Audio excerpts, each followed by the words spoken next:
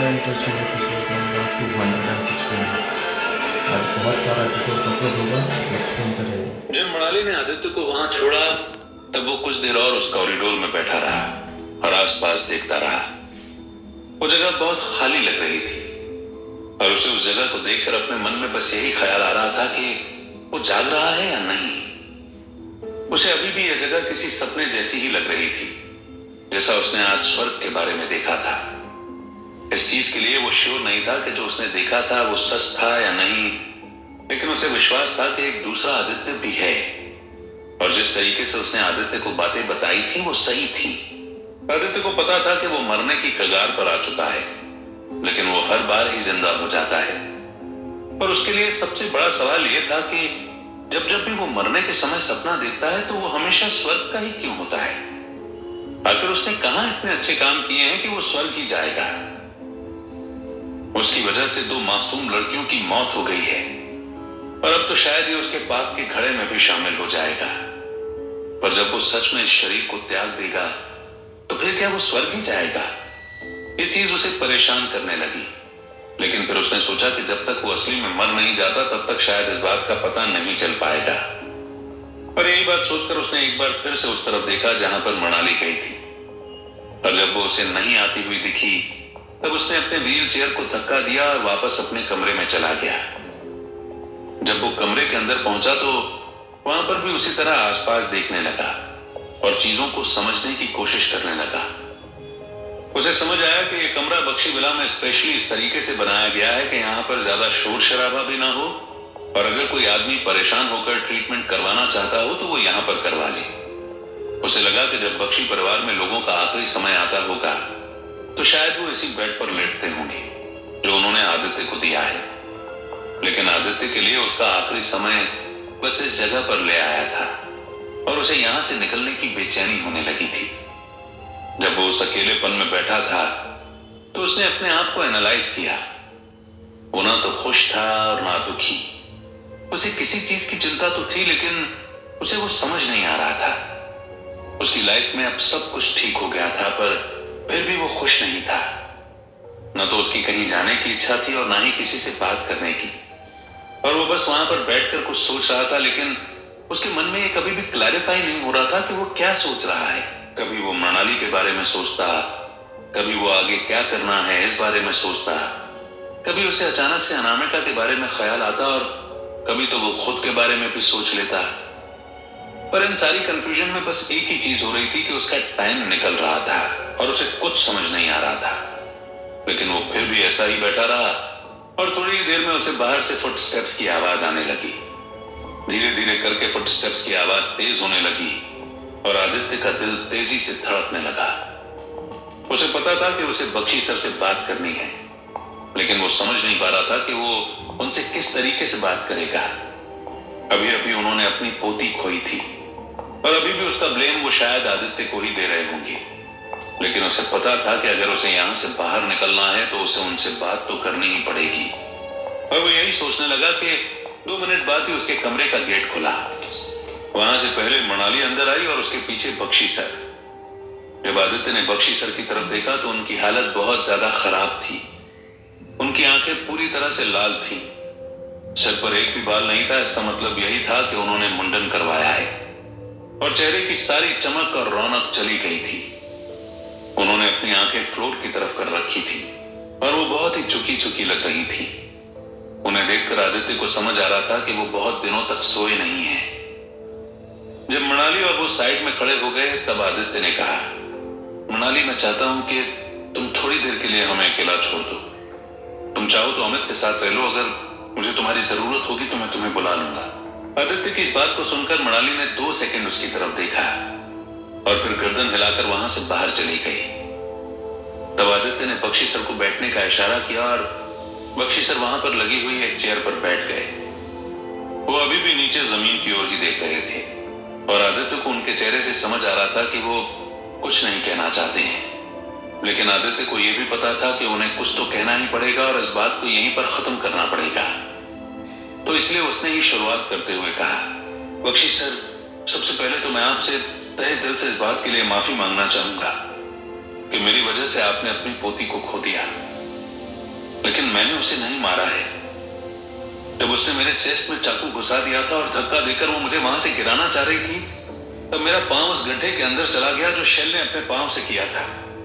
तब हम दोनों का बैलेंस बिगड़ गया और दूसरा चाकू उसके हाथ से ही उसकी गर्दन में घुस गया।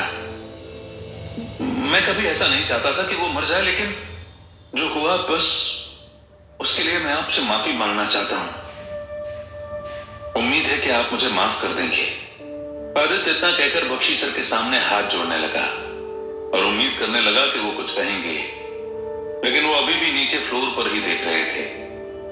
आदित्य को लगा कि शायद उन्होंने उसकी इस बात को सुना ही नहीं, पर जब तक वो जवाब नहीं देंगे तब तक वो कुछ नहीं कह सकता, और इसलिए वहां पर कुछ देर तक सब कुछ साइलेंट हो गया। उसने देखा कि बख्शी सर की नजरें अभी भी फ्लोर की तरफ ही हैं और उनके मन में कुछ चल रहा है, लेकिन जैसे वो मुंह से उस ख्याल को बाहर नहीं निकाल पा रहे हैं और बस किसी एक चीज पर देखकर कंसंट्रेट कर रहे हैं। आदित्य को समझ आ रहा था कि उसने भी ऐसा बहुत बार किया है। जब भी वो किसी चीज से ज्यादा दुखी होता है तो अक्सर यही करता है। उसे समझ नहीं आया कि वो सिचुएशन को कैसे हैंडल करे, लेकिन बस इंतजार करना ही उसकी किस्मत में बचा था और थोड़ी देर में वो खत्म हो गया। तब उसने देखा कि बख्शी सर ने गहरी सांस ली और उसके बाद उन्होंने उसकी तरफ देखा, जैसे वो उम्मीद कर रहे हों कि आदित्य कुछ कहेगा, लेकिन आदित्य कुछ कहता है इसके पहले ही उन्होंने कहा, पुरानी बातें करने से कुछ नहीं होगा आदित्य, जो होना था वो हो गया। तुम 3 दिन से बेहोश थे, इसलिए तुम्हें पता नहीं कि हमारे साथ क्या हुआ। मैंने अपनी पोती को अपने हाथों से मौत की शैया पर लेटाया और फिर उसके पार्थिव शरीर को अग्नि में भस्म कर दिया। इसलिए तुम इस बात की उम्मीद मत करो कि मैं तुम्हें माफ कर दूंगा, क्योंकि शायद वो कभी नहीं हो पाएगा। लेकिन तुम्हारे साथ मैं अपने आप को भी कभी माफ नहीं कर सकता, क्योंकि ये मेरी भी बहुत बड़ी गलती थी। जहां मैंने सोचा कि अनामिका तुम्हारे सामने लड़ सकेगी या फिर सरवाइव कर पाएगी, मुझे ये बहुत अच्छे से पता है कि अनामिका कितनी अच्छी फाइटर थी और उसे चाकू चलाना कितने अच्छे से आता था। उसने 18 सालों में इतनी बार उनसे ट्रेनिंग की थी कि उसे गलती से चाकू अपने शरीर पर लगना मुश्किल ही नहीं, नामुमकिन था। इसलिए मुझे कहीं ना कहीं लगता है कि उसने ऐसा जानबूझकर किया, क्योंकि वो इन सारी चीजों से बहुत ज्यादा परेशान हो गई थी और अपनी लाइफ को कंटिन्यू नहीं करना चाहती थी। पर खैर, उसने जो भी किया वो हम कभी पता नहीं कर सकते। पता कर सकते हैं तो बस इतना कि तुम क्या चाहते हो और क्यों तुमने मुझे यहां पर अपने पास बुलाया है।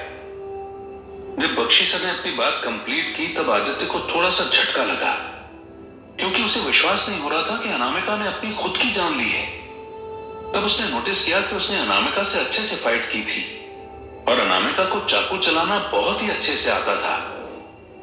इसका मतलब यही था कि कहीं ना कहीं बख्शी सर की बात सच थी, लेकिन अब वो इस चीज के गिल्ट में नहीं जा सकता था और यही बात सोचकर उसने बख्शी सर से कहा, सर मैंने आपको यहां पर इस चीज के लिए बुलाया है कि आप मुझे यहां से जाने की परमिशन दीजिए। मुझे ठीक लग रहा है और अब मैं यहां से जाना चाहता हूं। आपने जैसा कहा था, फाइट के कॉन्ट्रैक्ट के हिसाब से मैंने 20 फाइट्स पूरी कर ली हैं और मैं जीत गया। इस हिसाब से मैं यहां से खुद भी जा सकता हूं और अपने साथ अमित को भी ले जा सकता हूं। आप जब अनामिका की डेथ को माउंट कर रहे थे, तब अगर मुझे जाना होता तो मैं खुद ही यहां से निकल जाता, लेकिन फिर भी मैं बस आपसे इस चीज की परमिशन मांग रहा हूं, क्योंकि ये आपका घर है और आपने मुझे इतने दिन रखकर मेरा ट्रीटमेंट करवाया है। अब आप बस मुझे यही बता दीजिए कि कौन सा टाइम मेरे जाने के लिए सही रहेगा, तो मैं यहां से चला जाऊंगा। और मेरी यह भी रिक्वेस्ट है कि मुझे वो कॉन्ट्रैक्ट दे दीजिएगा जो आपके पास है, ताकि आगे जाकर हमारा कोई भी बाउंडेशन ना रहे। जब आदित्य ने अपनी इस बात को कंप्लीट किया तो बख्शी सर कंटिन्यूअसली उसकी तरफ ही देखते रहे। आदित्य को दिख रहा था कि उनकी आंखों में गुस्सा और नफरत उसके लिए ही है, लेकिन फिर भी वो कुछ कह नहीं रहे थे। और तब आदित्य ने अपनी नजरें झुका ली, वो उनके जवाब का इंतजार करने लगा। तब बख्शी सर ने कुछ सोचा और कहा, ठीक है आदित्य, जैसा तुम कहते हो मैं वैसा ही करता हूं। अब मेरे पास कुछ खोने के लिए बचा नहीं है, तो मैं तुम्हें यहां पर रोक कर कुछ भी नहीं कर सकता। मैं अगर शुरू से ही रूल्स के हिसाब से काम कर रहा होता तो शायद अपनी पोती को नहीं खोता, लेकिन मैंने इस फाइटिंग कंपटीशन के दौरान बहुत सारी गलतियां कर दी हैं और अब मैं उन्हें ही सही करना चाहता हूं। मैं तुम्हें फाइटिंग कॉन्ट्रैक्ट जाते समय दे दूंगा और तुम जब चाहो तब जा सकते हो, इसमें मेरी परमिशन है। और मेरे और मनाली के डाइवोर्स पेपर्स, उससे हमारा कुछ लेना देना नहीं आदित्य। वो अनुराग और निखिल का आइडिया था तो तुम्हें उनसे ही डील करना पड़ेगा। वो पेपर्स भी उनके पास होंगे। हमारा लेन देन बस फाइटिंग कॉन्ट्रैक्ट को देकर ही खत्म हो जाएगा। उसके बाद ना तो तुम हमसे कोई वास्ता रखोगे और ना ही हम तुम्हारी तरफ मुड़कर देखेंगे। बख्शी सर ने कहा और फिर वो कमरे से उठकर बाहर चले गए। तब आदित्य वहां पर बैठा रहा और सोचने लगा कि अब उसे अनुराग और निखिल से फिर से डील करना होगा, लेकिन उसे पता था कि यह बात वो अभी मनाली को नहीं बोल सकता और सबसे पहले उसे बस यही करना होगा कि यहां से बाहर निकलकर अपनी नई जिंदगी के नए कदम रखने पड़ेंगे। Thanks for hearing the final